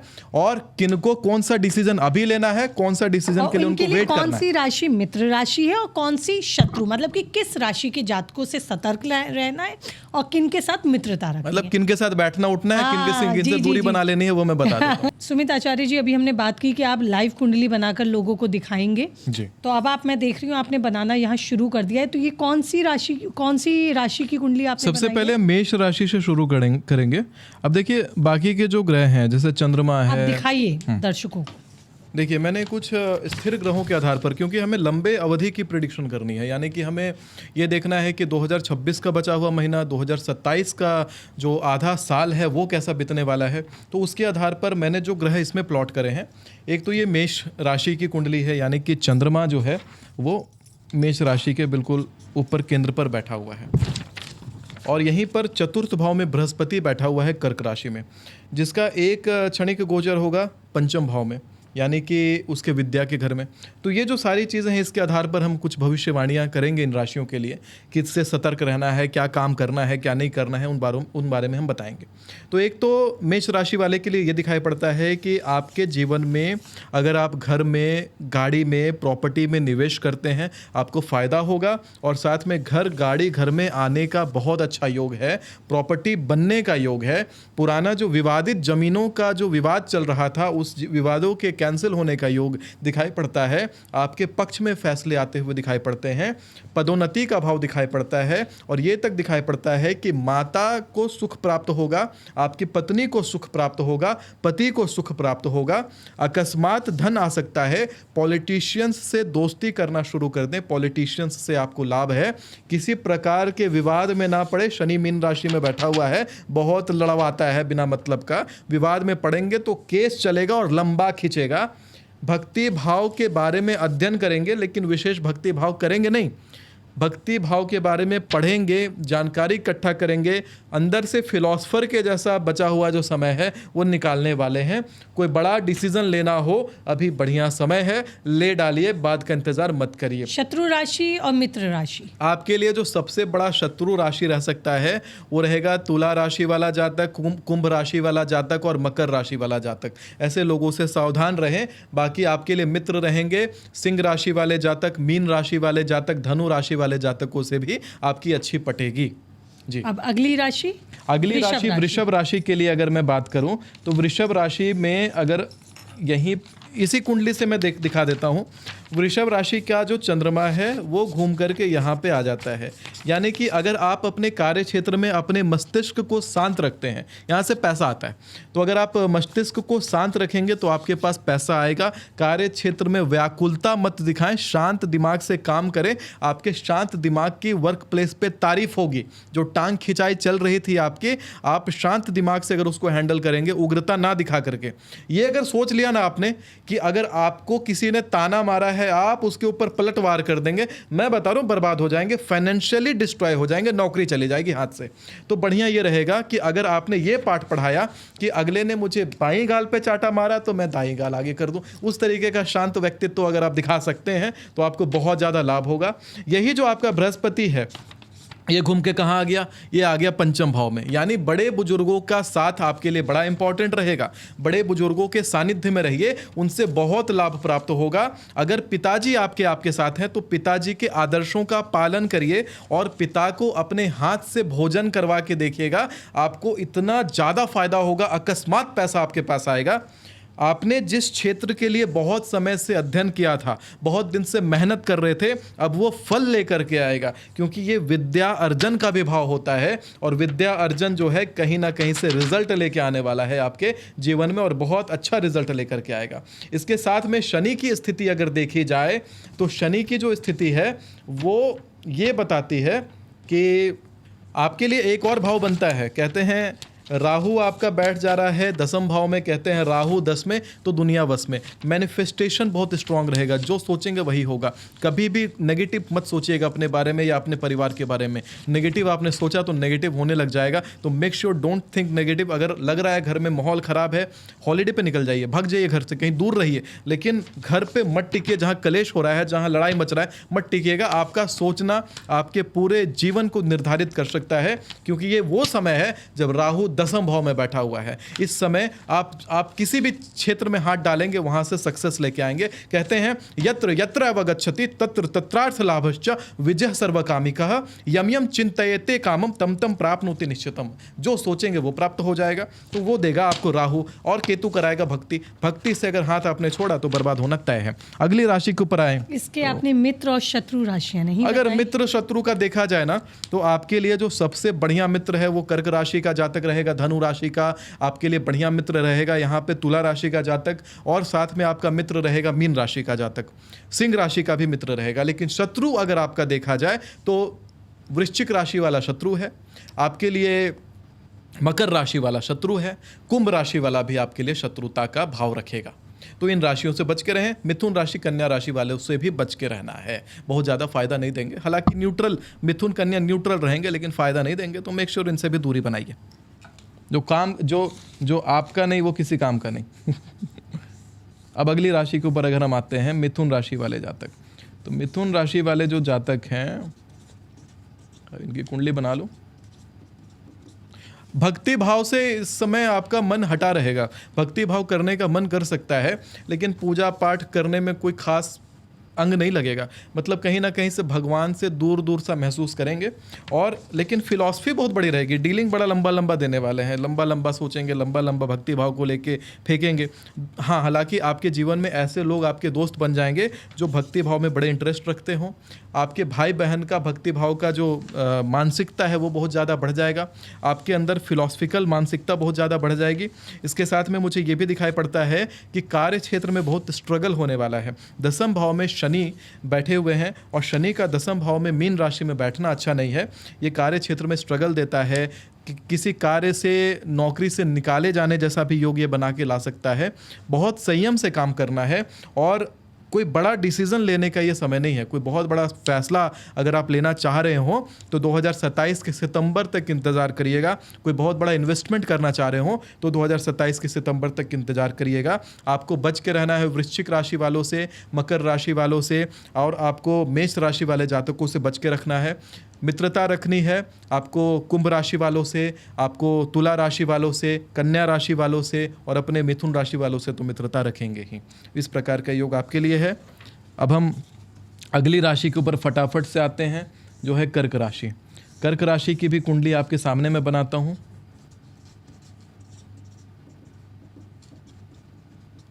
हनुमान जी खींच रहे हैं आपको अपने तरफ, और माँ भवानी खींच रही हैं आपको अपने तरफ। फटाफट से उनको पूजा देना शुरू कर दीजिए, और साथ में ध्यान दीजिएगा मस्तिष्क से संबंधित और पेट संबंधित रोग उत्पन्न होने का योग दिखाई पड़ता है। खान पान में विशेष आप ध्यान देंगे तो अच्छा रहेगा।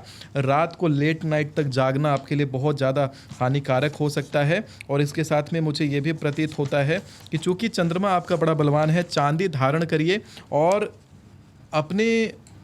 आपके जीवन में जो भी कोई महिला मित्र हो या आपकी बहन हो, उनको आप चांदी दान में दीजिए। चांदी अगर आप उनको देते हैं, चांदी का कोई आभूषण देते हैं, तो आपका भाग्य बड़ा तेज़ी से बलवान होना शुरू हो जाता है। इसके साथ में मुझे ये भी दिखाई पड़ रहा है आपकी कुंडली में कि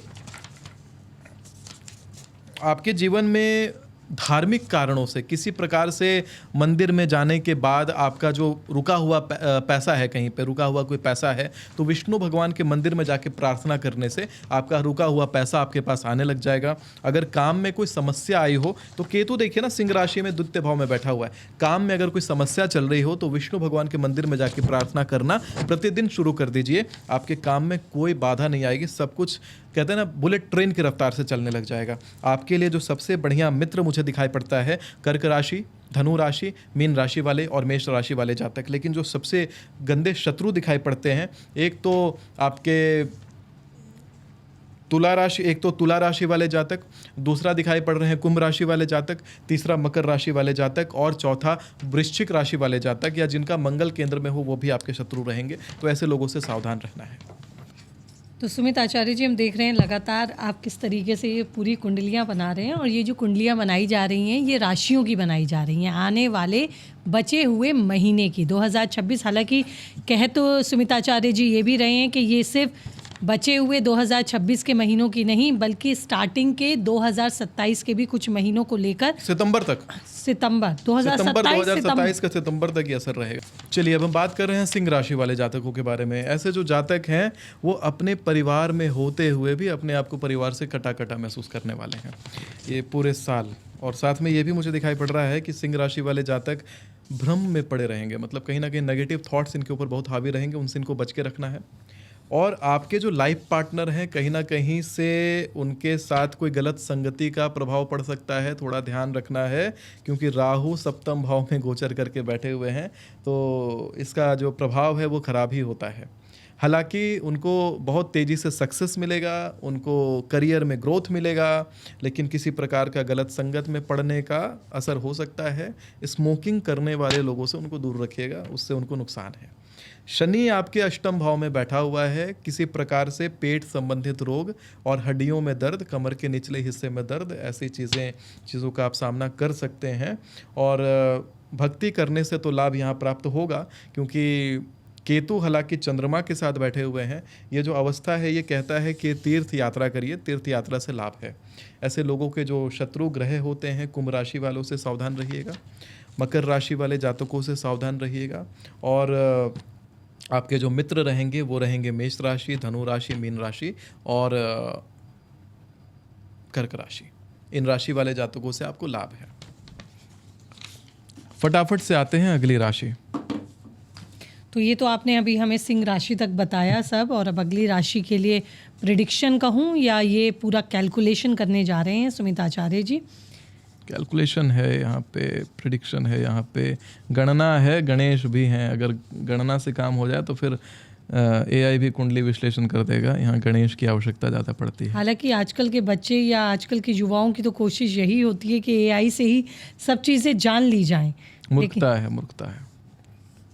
लेकिन एक्सपर्ट की जगह कभी कोई AI नहीं ले पाएगा। हाँ, आप हेल्प के लिए AI की मदद लीजिए, आज की ज़रूरत है। वो देखिए, दूसरी राशि जो कन्या राशि वाले जातक कन्या हैं, राशि। यहाँ पर यह दिखाई पड़ता है कि आपके ठीक सामने शनि गोचर करके बैठे हुए हैं। सामने शनि का जो गोचर है कहीं ना कहीं भ्रम उत्पन्न करते हैं। पेट संबंधित, लिवर संबंधित समस्याएं उत्पन्न करने का डर होता है इनसे। लंबे समय से कोई बीमारी अगर चल रही थी तो वो बीमारी हालांकि छूट सकती है, इस प्रकार का योग है। लेकिन पारिवारिक माहौल में कलेश की स्थिति बनी रह सकती है। अपने लाइफ पार्टनर के साथ में मिसअंडरस्टैंडिंग होना, बिना मतलब का कलेश होना, ये सारे कारण यहाँ पे बन सकते हैं। शनि सप्तम भाव में मीन राशि में जाके बैठा हुआ है। इस अवस्था में ऐसी तक स्थिति आ सकती है, ऐसा लगे कि डाइवोर्स हो जाएगा, लेकिन कोई एक्शन नहीं लेना है। जब शनि यहाँ से निकल जाएंगे तो अपने आप मनोवृत्ति ठीक हो जाएगी। आपका जो पार्टनर है जो भी बदमाशी कर रहा हो वो सुधर जाएगा। डोमेस्टिक वायलेंस का संभावना बन जाता है ऐसे में, तो मेक श्योर कि डोमेस्टिक वायलेंस जैसी चीज़ों से आपको दूर रहना है। लड़ाई झगड़ा वाद विवाद से दूर रहना है। बहुत भय में, शत्रु का भय आपके ऊपर मंडरा सकता है। अचिंत कहते हैं कि ऐसे शत्रु भी पनप सकते हैं जिन शत्रुओं के बारे में आपने कभी सोचा नहीं था, आप जानते नहीं थे, ऐसे शत्रु बन सकते हैं। यानी कि गुप्त शत्रुओं से अलर्ट शत्रु बन सकते हैं। ऐसे में अर्गला स्तोत्र का रात को पाठ करना चाहिए। कहते हैं अचिंत रूप चरिते सर्व शत्रु विनाशनी, यानी जिन शत्रुओं के बारे में आपने सोचा भी नहीं था वैसे शत्रुओं का विनाश भवानी करती हैं।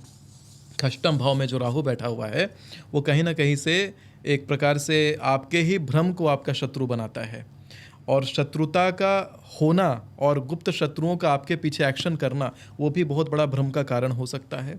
स्मोकिंग करते हो, किसी प्रकार का नशा करते हो, उससे दूर रहें, अन्यथा आपको बहुत भारी नुकसान वो देख के जा सकता है। तीर्थ यात्रा करना आपके लिए फ़ायदेमंद रहेगा। परिवार के साथ तीर्थाटन पे जाएं। ये देखिए धनु का संबंध और यहाँ देखिए केतु का संबंध सिंह राशि से। तो ये जो संबंध बनता है कहीं ना कहीं अपनी माँ को आपको तीर्थ यात्रा पर लेके जाना चाहिए, उससे आपको लाभ प्राप्त होगा। शत्रु और मित्र राशि आप भूल अगर गए। शत्रुओं को देखा जाए तो ऐसे लोगों के जो शत्रु बन जाते हैं, मेष राशि वाले जातक बन जाते हैं, मीन राशि वाले जातक बन जाते हैं। ऐसे लोगों के शत्रु मकर राशि और वृश्चिक राशि वाले जातक बन जाते हैं। इधर तक की कुंडली में लगभग के शत्रु वृश्चिक और मकर बन रहे हैं। हालांकि आपको अगर मित्र देखना है तो मित्र आपके बनेंगे यहाँ कुंभ राशि के जातक, तुला राशि के जातक, कन्या वाले बने, मिथुन वाले बन जाएंगे, वृषभ वाले भी मित्र बन जाएंगे। तो यहाँ मित्र और शत्रु राशि की तो हम बात कर ही रहे हैं, बता भी रहे हैं सुमित आचार्य जी, लेकिन इसी के साथ जो हिदायतें आपको दी जा रही हैं मुझे लगता है उनका भी आपको ख्याल रखना चाहिए। और ये अब अगली राशि की कैलकुलेशन, ये कौन सी राशि है? अब हम तुला राशि के बारे में ये कुंडली में बना रहा हूँ, इसमें ग्रहों को एक बार मैं प्लॉट कर दूँ, फिर मैं अभी आता हूँ आगे आपके। देखिए सबसे पहले मैंने ना इनके खष्टम भाव में शनि को रखा है। खष्टम भाव में जो शनि इनके बैठ गए हैं, इसका एक प्रभाव जीवन पे ये पड़ने वाला है कि आपका अगर कोई शत्रु बनेगा तो लॉ से संबंधित लोगों से सावधान रहिएगा, पुलिस वालों से सावधान रहिएगा। किसी प्रकार का बहसबाजी पुलिस वालों से, लॉ संबंधित लोगों से मत करिएगा। कोई देवी का अगर भक्त हो तो उससे भी आपको सावधान रहना है, सतर्क रहना है, उनसे भी आपको भारी नुकसान हो सकता है। इसी के साथ में अगर देखा जाए तो राहु और केतु की स्थिति अगर देखी जाए तो धर्म स्थलों पर अगर आप जाएंगे तो अगर आपका जीवन में रुका हुआ काम है, नौकरी नहीं लग रही थी या आय का स्रोत नहीं बन रहा था, धर्म स्थल पर जाएंगे तो वहाँ पर चिंतन करिए, आइडिया सोचिए, वहाँ पर जो आया हुआ आइडिया है उसके ऊपर काम करिए, आपको लाभ होगा। और नित्य आप भगवान विष्णु के मंदिर में या शंकर जी के मंदिर में जाकर के उनका दर्शन प्रतिदिन करने का रूटीन बनाएंगे तो कोई काम आपका नहीं रुकेगा, आपका सारा काम बनता जाएगा। नंदी की सेवा अवश्य करा करिए। पंचम भाव का जो राहु है कहीं ना कहीं से पिता से दूर रखेगा, पिता से क्लेश करवाएगा। अगर पिता पुत्र के बीच में संबंधों को कटुता से भर देगा। शिक्षा में किसी प्रकार का व्याधि आ सकती है, शिक्षा में व्यवधान आ सकता है, पढ़ाई में मन ना लगना, पढ़ाई से भ्रमित होना, ये सारी चीज़ें हो सकती है। अगर मित्र राशियों की बात करी जाए तो आपके सबसे बढ़िया मित्र एक तो तुला वाले, कुंभ वाले, कन्या वाले और मिथुन वाले और वृषभ वाले बन सकते हैं। लेकिन शत्रु राशि वालों की बात की जाए तो मेष राशि वाले, मीन राशि वाले, धनु राशि वाले जातक आपके शत्रु बन जाएंगे। उनसे थोड़ा सावधान रहना है। शत्रु क्या बन जाएंगे, मतलब उनसे आपको नुकसान हो सकता है। यानी कि कुछ भी अगर आप काम करें, अपनी दोस्ती करें या पैसे का लेन देन करें, कहीं घूमना फिरना हो, तो इन राशि के जातकों से कम आप सतर्क। क्यों? क्योंकि तुला राशि के क्योंकि जो सूर्य है वो मेष में जाके उच्च का हो जाता है, लेकिन तुला में जाके नीच का हो जाता है। अगली राशि के तुला का उल्टा जो है वो मेष से चलता है। तो सबसे बड़ा शत्रु तो मेष ही है आपका। अगली राशि है वृश्चिक राशि। बेशक समय लग रहा है, लेकिन ये लाइव कैलकुलेशन समझना और इस तरीके से आगे के महीनों का प्रिडिक्शन इंटरेस्टिंग है देखने में। यहाँ भी पिता पुत्र के संबंधों में कटुता आने का योग बन जाता है और किसी प्रकार का अचानक से गाड़ी या घर का योग बन जा रहा है जीवन में आने का। भक्ति भाव से जुड़ करके काम करते रहेंगे तो कर्मार्थ जो आपका जीवन है वो बढ़िया चलेगा। अनुभवी व्यक्ति जो आपसे वृद्ध जन होते हैं, जो भक्ति भाव में इंटरेस्ट रखते हैं, वैसे लोगों से आपका फ़ायदा होगा।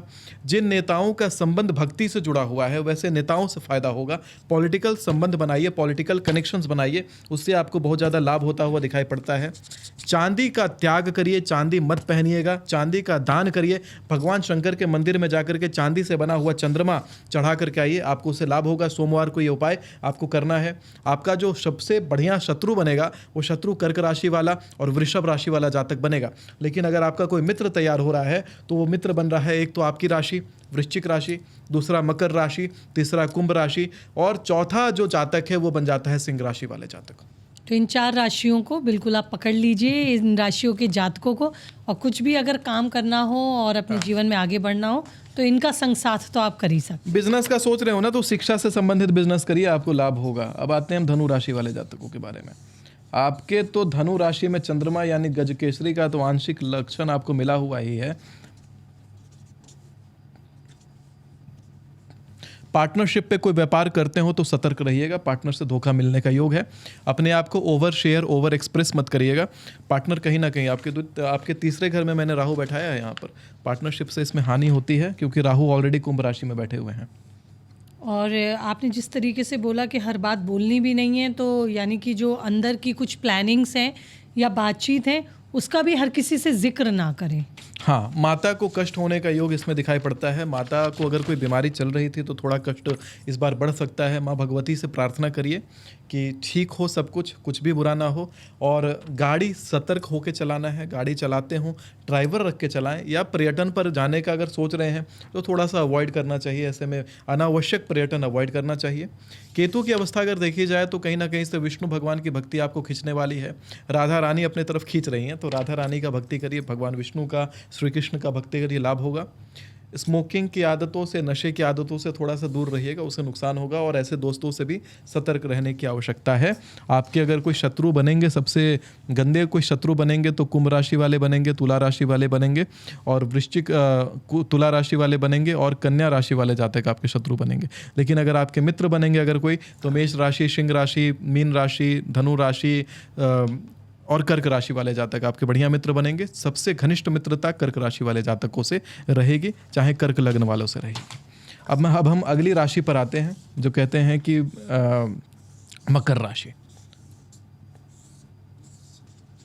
तो राशिफल ये लगातार तैयार हो रहे हैं और मैं भी देख रही हूँ किस तरह से ये कैलकुलेशन सुमित आचार्य जी कर रहे हैं। यहाँ पर जो मकर राशि वाले जातक हैं, आपको भी चांदी का परित्याग करना है, चांदी का दान करना है। बच्चे, अगर छोटे बच्चे घर में आते हो तो उनके लिए दूध का व्यवस्था घर में रखिएगा। छोटे बच्चों को दूध का दान यानी दूध पिलाने से बच्चों को आपको बहुत ज़्यादा लाभ प्राप्त होगा। अकस्मात पैसा आ सकता है, पॉलिटिकल कनेक्शंस के द्वारा भी पैसा आ सकता है। टेंडर का काम करते होंगे तो आपको लाभ प्राप्त होगा। अपने बाएं पॉकेट के अंदर में किसी प्रकार का भ्रम उत्पन्न करने वाला सामान आपको रखना चाहिए। कैसा सामान? जैसे कि कोई अपने बाएं पॉकेट में घर में बिछाए जाने वाला बेडशीट का एक छोटा सा कोना काट लीजिए और अपने बाएं पॉकेट में उसको रखिए, बहुत फ़ायदा होगा। आप मुझे बाद में थैंक यू बोलेंगे।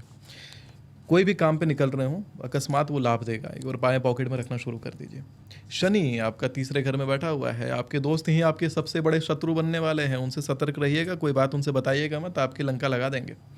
रही बात कि किसी प्रकार से हड्डी से संबंधित चोट चपेट लगने का योग है, थोड़ा एक्सीडेंटल योग दिखाई पड़ता है, सोच समझ करके गाड़ी चलाइएगा। रात बिरात घूमने का आदत होगा तो छोड़ दीजिए, सतर्क रहना है। आपके जो सबसे बढ़िया मित्र बनेंगे यहाँ पर, वो बनेंगे अपने राशि वाले, वृश्चिक राशि वाले, और आपके मित्र जो बनेंगे कुंभ राशि और तुला राशि वाले। लेकिन अगर आपका कोई शत्रु बनेगा तो शत्रु आपका बनेगा मेष राशि, सिंह राशि और कर्क राशि और धनु राशि और मीन राशि। इनसे संबंध अच्छा नहीं रहेगा।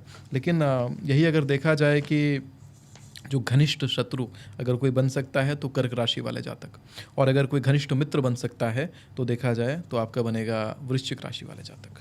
चलिए, तो इस चीज़ का तो आप विशेष ध्यान रखिएगा कि किन राशि के जातकों को अपने नज़दीक रखना है और किन से आपने दूर रहना है। हमने कुंभ राशि वाले जातकों को बड़ा इंतज़ार करवा दिया है। चलिए, अब अंतिम ही राशियों की तरफ हैं आप, और लगातार ये कैलकुलेशंस हो रही हैं अभी। कुंभ राशि वाले जातक अभी बहुत भ्रम में पड़े हुए हैं। मैनिफेस्टेशन बहुत पावरफुल हो चुका है आपका। नेगेटिव थॉट्स लेकिन आपको घेरे हुए हैं। नेगेटिव थॉट्स से अगर आप बच गए तो जीवन में ये बड़ा शूट आउट पॉइंट जैसा काम करेगा। नेगेटिव थॉट्स अगर हट गए और पॉजिटिव थॉट्स भर गए तो सब मैनिफेस्ट हो रहा है। जो सोच रहे हैं वही होता जा रहा है। यानी कि नेगेटिव सोच रहे हैं तो अगले दिन वही होता हुआ देख रहे हैं, पॉजिटिव सोच रहे हैं अगले दिन वही होता हुआ देख रहे हैं। तो नेगेटिव थॉट्स से सावधान, पॉजिटिव थॉट्स को जीवन में भरिए। अगर नेगेटिव थॉट मन में आ रहा हो तो मैं एक मंत्र बोलता हूँ, महाप्रसाद जननी सर्व सौभाग्यवर्धिनी आधि व्याधि हरा नित्यम तुलसी त्वम नमस्तुते। इतना बोल करके अपना जो विचार है, अपना जो थॉट है, वो माँ तुलसी को समर्पित कर दीजिए, आपको लाभ प्राप्त होगा। आपका देखिए ना, यहाँ पर दूसरे घर में यहाँ पर शनि बैठा हुआ है, और शनि का यहाँ पर जो बैठना है मीन राशि के अंदर, वो ये संकेत देता है कि कहीं ना कहीं से लोहा लकड़ से संबंधित, इंजीनियरिंग संबंधित, टेक्नोलॉजी संबंधित कामों में लाभ होगा। अगर आपका व्यापार अभी तक ऑफलाइन था या ऑनलाइन कुछ ज़्यादा कार्य नहीं कर रहे थे तो उसको ऑनलाइन लेकर के आइए ना, आपको लाभ होगा। पेट संबंधित किसी प्रकार की समस्या हो सकती है। आपके पार्टनर को किसी प्रकार से हड्डी संबंधित समस्या, चोट चपेट लगने का डर, ऐसा कुछ हो सकता है। अपने पार्टनर से थोड़ा कटा कटा महसूस करेंगे। उनका यात्रा बहुत ज़्यादा बना हुआ रहेगा, बहुत ज़्यादा उनके जीवन में ट्रैवलिंग बना हुआ रहेगा। सप्तम भाव में सिंह राशि में बैठा हुआ केतु इस बारे में निर्देशित करता है। अगर आप अपने पार्टनर के जो यात्रा है उसको थोड़ा तीर्थ स्थलों के आसपास केंद्रित कर दें तो आपको लाभ होगा। पार्टनर के साथ में तीर्थ यात्रा करने से आपको लाभ, और आपके पार्टनर में व्यापार में लाभ, आपके पार्टनर के कार्य में लाभ होगा। तो इस प्रकार का योग भी दिखाई पड़ता है। यहीं अगर देखा जाए तो घर परिवार से थोड़ा सा दूरी बनता हुआ दिखाई पड़ेगा। मन मुटाव घर में होता हुआ दिखाई पड़ सकता है। क्लेश की स्थिति बनी रह सकती है। आप बात बात में चिड़चिड़े रह सकते हैं। बात बात में आपको गुस्सा आ सकता है। नकारात्मक थॉट क्योंकि आपको घेरे हुए रह सकता है। इस प्रकार का योग है। आपका अगर कोई मित्र बनेगा बहुत अच्छा तो वो बन जाएगा मकर राशि, वृश्चिक राशि, तुला राशि वाले जातक, जिसमें घनिष्ठ मित्रता तुला राशि या तुला लग्न वाले जातक से रह सकती है। कन्या राशि, कन्या लग्न, और मिथुन राशि, मिथुन लग्न से हो सकती है। लेकिन अगर शत्रुता देखी जाए तो सिंह राशि वाला आपका घनिष्ठ शत्रु बन सकता है या सिंह लग्न वाला व्यक्ति बन सकता है। ऐसे जातकों से आपको सावधान रहने की आवश्यकता है। अब हम बढ़ते हैं अंतिम राशि मीन राशि वाले जातकों के तरफ। देखिए, यहाँ पे लाइव कुंडली बना करके हम लोग आज विश्लेषण कर रहे हैं। तो मीन राशि वाले जो जातक हैं, और जिसमें हम खास तौर पे इस बात के लिए आपको सावधान कर रहे हैं कि आने वाले जो महीने हैं इनमें आपको किन चीज़ों से बच के रहना है। वो कौन सी राशि के जातक हैं जो आपके लिए शत्रु बन सकते हैं और कौन से मित्र भाव में आपकी मदद कर सकते हैं। तो ये इस चीज़ पर खास फोकस है। तो जी बताइए, अंतिम राशि मीन, सबसे ज़्यादा इंतजार इसी राशि को करना पड़ता है। सबसे पहले मैं बता दूं कि जो व्यक्ति बहुत ज़्यादा पूजा पाठ करता हो ऐसे व्यक्ति से कभी शत्रुता मत मोल लीजिएगा, बहुत ज़्यादा नुकसान दे देगा। केतु जो है षष्ठम भाव में सिंह राशि में बैठा हुआ है। पूजा पाठ से संबंध रखने वाला व्यक्ति या जिसका परिवार पूजा पाठ से बहुत ज़्यादा संबंध रखता हो, ऐसा व्यक्ति बहुत बड़ा शत्रु बन सकता है। ऐसे व्यक्ति से घात हो सकता है। तो आपको सावधान रहने की भी आवश्यकता है। आपका शनि आपके केंद्र में बैठा हुआ है, बुद्धि को भ्रमित रखेगा, बहुत सारा पाप करवा सकता है आपके हाथ से। ना चाहते हुए भी अपनी वाणी पर संयम रखिएगा, वाणी पर कंट्रोल रखिएगा, किसी को कटु वचन मत बोलिएगा, नहीं तो अपना नुकसान कर बैठेंगे। द्वादश भाव में बैठा हुआ जो राहु है, अगर आपको किसी प्रकार का गंदा लत हो नशे वगैरह का, तो आप समझिए कि अब बीमारी डिटेक्ट होने का समय है। तो इसीलिए अगर वो लत हो खराब, तो खराब लत को छोड़ने का ये समय सबसे अनुकूल रहने वाला है। हालांकि बहुत ज़्यादा सेल्फ थिंकिंग के प्रभाव में आप दिखाई पड़ रहे हैं। ये दिखाई पड़ रहा है कि अपने विचारों को आप दिशा दे रहे हैं फिलॉसफिकल, आप अपने विचारों को दिशा दे रहे हैं थोड़ा सा धर्म के तरफ, और साथ में ये भी दिखाई पड़ता है कि कहीं ना कहीं से किसी शिक्षा से संबंधित क्षेत्र में अगर आप काम कर दें तो आपको लाभ प्राप्त होगा। कोई बच्चे जिनके पास शिक्षा की व्यवस्था ना हो, उनके लिए शिक्षा का प्रबंध करवाइए। फीस दे दिया किसी गरीब बच्चे का आपने, किसी के लिए किताबों का व्यवस्था करवा दिया, आपको लाभ प्राप्त होगा। और शनि को शांत रखिएगा, काला कपड़ा मत पहनिएगा, काले रंग से सावधान, पीला रंग ज़्यादा पहना करिए, और चांदी धारण करके रखिए। चांदी का कड़ा या चांदी का चेन अगर आप धारण करते हैं तो आपको बहुत ज़्यादा लाभ प्राप्त होगा। आपको सावधान रहने का ज़रूरत है कन्या राशि वाले जातक, मिथुन राशि वाले जातकों से। और जो आपका सबसे बढ़िया मित्र बन सकता है वो सिंह राशि, धनु राशि और अपनी राशि तो है, और कर्क राशि, जिसमें घनिष्ठ मित्रता कर्क राशि वाले जातक से आपको हो सकती है। इस बात को देखते हुए आप ये जो भी राशि वाले जातक हैं, फटाफट से कुछ क्वेश्चन अगर बच गया हो आपके लिए, या आपका कोई क्वेश्चन हो, तो आप कमेंट सेक्शन में टाइप करिएगा, आंसर देने का प्रयास करता हूँ। लॉजिकल, क्योंकि इस तरह का शायद आपने विश्लेषण पहली बार देखा हो, क्योंकि लाइव कैमरा के ऊपर कुंडली बना के विश्लेषण करना ये शायद आपने पहले देखा नहीं होगा। और यही आज हमारी कोशिश भी थी सुमिता आचार्य जी कि आपसे इसी माध्यम से कुछ सटीक आकलन के जरिए ही आपसे भविष्यवाणी ली जाए या आपका अनुमान लिया जाए। तो ये आपने देखा कि किस तरह से पूरे कैलकुलेशन के साथ हमने आगे आने वाले महीनों की यहाँ बात की। लेकिन समय हालांकि बहुत ज़्यादा हो गया, लेकिन फिर भी चलते चलते आपसे एक उपाय मैं ऐसा लेना चाहूँगी जो आपको लगता है कि वो हर राशि के जातक पर या हर एक व्यक्ति पर आने वाले महीनों में उसकी तरक्की के लिए, उसकी सफलता के लिए, उसकी एक अच्छी ज़िंदगी के लिए कर लेना वरदान की तरह से होगा। मैं ना 3 मंत्र याद करवाता हूँ, और वो मंत्र याद करने से आपका जीवन बदल जाएगा। मंत्र क्या है? सबसे पहले जब आप बिस्तर से उठते हैं तो उठते कहिए, कराग्रे वसते लक्ष्मी, कर मध्य सरस्वती, कर मूले तु गोविंदा, प्रभाते कर दर्शनम। बोल करके हथेली के आगे, हथेली के मध्य में और हथेली के नीचे देख करके हाथों को रगड़ करके अपने आँखों को छुएं और अपने पूरे शरीर को छू लें। पहला ये करें। दूसरा आपको करना है कि हाथ जोड़ करके भगवान राम का ध्यान करें। बोले, राम रामेति रामेति रमे रामे मनोरमे, सहस्र नाम तत्तुल्यम राम नाम वरानने। जो व्यक्ति पूजा पाठ नहीं कर सकते, वो व्यक्ति अगर इतना बोल लेते हैं सुबह उठते ही, तो उनको पूजा पाठ करने का फल प्राप्त हो जाता है। साथ में मैं एक और तीसरा जो उपाय बता रहा हूँ वो है कि जब आप पृथ्वी पर पैर पहले मत रखें, पृथ्वी पर अपना दाहिना हाथ रखें, अच्छे से रख करके हाथ कहें, समुद्र वसने देवी पर्वत स्तन मंडले विष्णु पत्नी नमस्तुभ्यम पाद स्पर्शम क्षमस्व में। बोल करके भूमि पे जो भी धूल के कण आपके हाथों में लगे होंगे उससे अपने पूरे चेहरे को अच्छे से पोंछिए। बहुत लाभ होगा। बहुत सीक्रेट रेमेडी है लेकिन लाभ देगा आपको। और ये करने के बाद दाहिना पैर भूमि पर रखिए और 2.5 कदम आगे चल के भगवान को प्रणाम करिए। तुलसी माता का ध्यान करिए, उनको भी प्रणाम करिए, बहुत लाभ होगा। अब एक उपाय स्पेशली उनके लिए अलग से काट देता हूँ।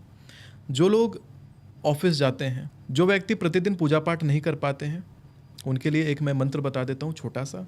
बस सुबह उठते ही बिस्तर पे पैर उतारने से पहले आपको ये बोलना है।